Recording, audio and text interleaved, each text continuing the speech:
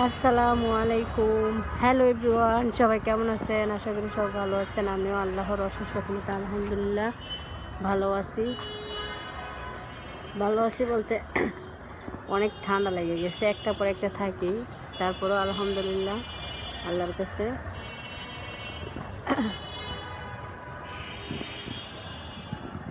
মানুষের সুস্থতাই সবচেয়ে বড় সুখী। টাকা পয়সা মানুষের সুখ না। তারপরে এই যে মনোরম একটা পরিবেশে চলে আসলাম আপনাদের সাথে কিছু কথা বলার জন্য। কথাটা হচ্ছে, মানুষের জীবনের সবচেয়ে বড় বিয়ের আগে হচ্ছে বাবা মা, তারপর হচ্ছে কে? হাজব্যান্ড।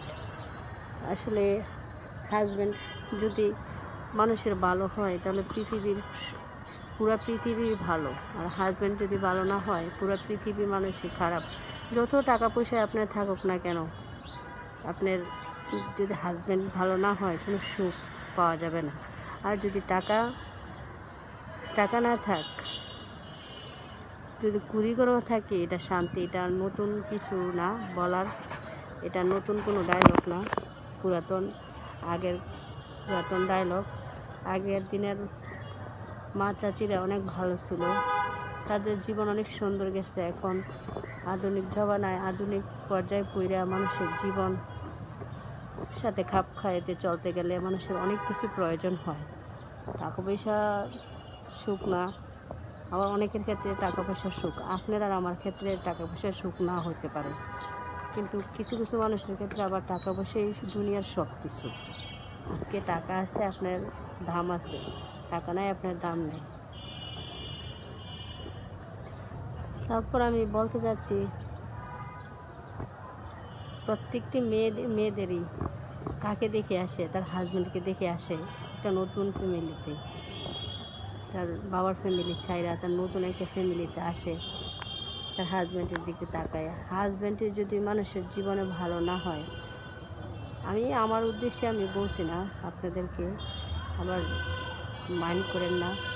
আছে, আমার একদিন বলবো কার সম্পর্কে কথাটা বলছি, এখন নাই বলি, এটা এখন গোপনেই থাক। মাঝে মাঝে পৃথিবীটাই মনে হয় যে অপরিচিত মনে হয়।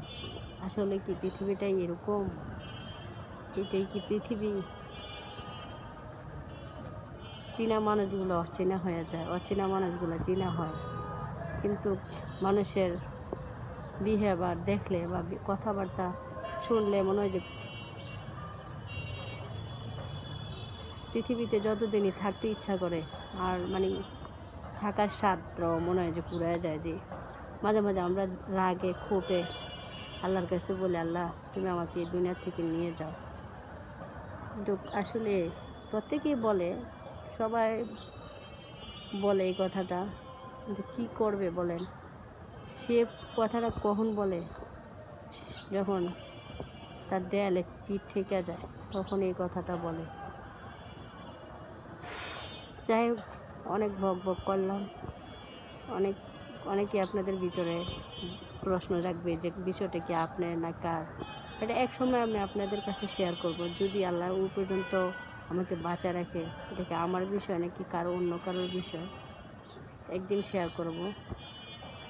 সবচেয়ে আপন মানুষের যদি এরকম আঘাত দেয়, এরকম যন্ত্রণা করে, তাহলে আর কারো কাছ থেকে কিছু আশা করা যায় না। দূরের মানুষ তো দূরের কথা, তাই না? আমার কথা আপনারা বুঝতে পারছেন কিনা আমি জানি না, কারণ আমি উপরে আছি, নিচে অনেক গাড়ি ঘোড়ার আওয়াজ, ঢাকা শহর, গাড়ির আওয়াজে রুমেও ভিডিও করা যায় না। চলে আসছি একটু নির্জন জায়গায়, এখানেও শান্তি পাচ্ছি না।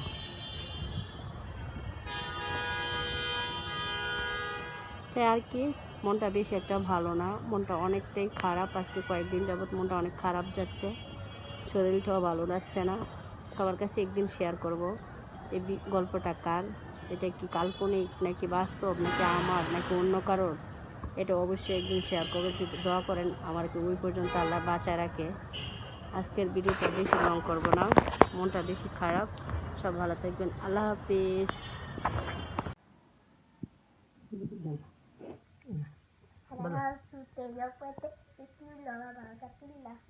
মা